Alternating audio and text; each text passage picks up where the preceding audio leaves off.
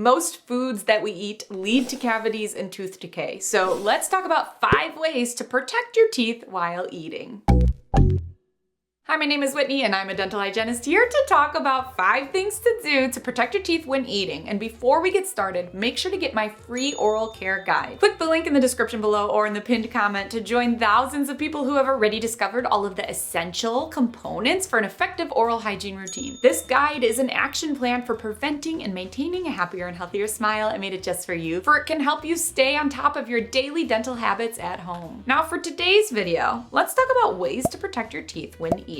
And number 3 is my favorite one, the most surprising one, but let's start with number 1, avoid fermentable carbs. As a dental hygienist, I have found that most people are unaware that fermentable carbohydrates are more likely to cause cavities than candy. Did you know that? Fermentable carbs are things like white bread, pasta noodles, potato chips, crackers, graham crackers, goldfish crackers, cereal. Those are all considered fermentable carbohydrates and they are no good for your teeth. The reason being, so most of us know that sugar can lead to tooth decay and cavities, and we always associate sugar with candy. However, with these fermentable carbs, the bread, chips, crackers, they specifically break down into sugars while they are still being chewed in your mouth. So they are sugars too. They are very sneaky sugars, and they make the mouth more acidic, which increases your chance of tooth decay. Number 2, avoid acidic foods. So like we said, we already know about sugar, and I think most of us know about the commonly known sugary foods, candy, pastry, desserts. And now we also know about the fermentable carbohydrates, the breads, the chips, the crackers. And are some sugary foods worse than others? Absolutely. Sticky and gummy candies, especially if they're sour flavored, are usually at the top of the worst foods for teeth list. Again, self-explanatory. When something is super sugary and it gets stuck to the teeth and it's hard to get off, we all know that's no good for teeth. Whereas dark chocolate, for instance, is at the top of the best foods for teeth list. Dark chocolate technically is one of the easiest candies to wash off of your teeth, and it has less sugar than milk chocolate. I will link my videos that go over the best and worst foods for your teeth if you want to learn more about all of the foods, but I know this is number 2. I said acidic foods. It's important to know that most of the sugary foods make your mouth acidic, so don't overlook that. And the more common knowledge acidic foods are of course things like oranges, grapefruits, lemons, and they are all very bad for your teeth because, the mouth needs a neutral pH to be healthy. Whereas when it's acidic, the oral environment is at an increased risk of tooth decay. So try your best to limit both sugary and acidic foods. They all kind of fall in the same category. And now number 3, my favorite, and I really like number 5 as well, but I keep getting ahead of myself. Number 3 is to pay attention to the order in which you eat certain foods. Most of us can't just simply eliminate all fermentable carbs and all sugars and all acidic foods from our diets, right? So instead of getting rid of everything, just make sure the order in which you eat these foods is where you eat all of the bad foods first and all of the healthy, neutral, good foods last. For instance, sharp cheeses, such as cheddar, can neutralize acidic pH levels to promote a healthier oral environment that reduces your chances of tooth decay. So if you're eating cheese and crackers, you should always try to have a piece of cheese be the last thing in your mouth to help neutralize the pH in your mouth from the crackers. Always eat the healthy foods last, such as cheese, vegetables, meats. I had a comment once that said, quick question, does it help if I chew a few pieces of apple right after eating bread in addition to drinking and swishing with water? The answer is yes, they get it. The crunchy apple can help promote saliva production and push off bread that might be stuck on your teeth. So really, dessert being last is actually wrong if we're talking about dental health. Something to think about. I was actually talking about this with a news anchor on live TV once, and she was so shocked to hear that cheese was actually good for teeth. But something that people don't always know is that cheese is really good for your teeth because it helps neutralize those acids again. So cheese is very neutral. So I always say it's the order in which you eat things. If you're eating cheese and crackers, eat the crackers first and finish with the cheese because that gets rid of all the bad stuff because it kind of helps neutralize. Oh wow, I never knew that. Okay, I'm going to remember about cheese. So now I have an excuse to eat cheese all the time.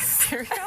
Good for your teeth. So that made me realize if she was excited to learn this fact, then I bet lots of people would be excited to learn this fact as well. And that really inspired this whole video. So don't forget about number 3, eat the tooth-friendly foods last to improve your dental health. I love the idea of having an apple, carrots, or even a cube of cheese to help neutralize the mouth after eating fermentable carbohydrates and acidic foods. Also, drink more water, especially immediately after indulging in all the foods and drinks that aren't water. Drinking water during and after meals helps wash away food particles and reduce the acidity in your mouth. It also helps promote saliva production, which is your body's natural defense against bacteria that can cause cavities. And really use the water in your mouth to your advantage. Like after lunch, if you just had a sandwich and you feel all that bread stuck on your teeth, really physically try to remove it with your tongue and swish with the water to try to get rid of everything in your mouth. Next is number 4. Chew xylitol gum or suck on xylitol mints. Chewing sugar-free gum after meals can actually promote saliva production, which in turn can neutralize the acidity in your mouth. This extra saliva neutralizing your mouth can really help reduce the risk of getting cavities. Also, xylitol can improve your breath and reduce dry mouth, which in turn can help lower your chance of plaque buildup. And lastly, number 5.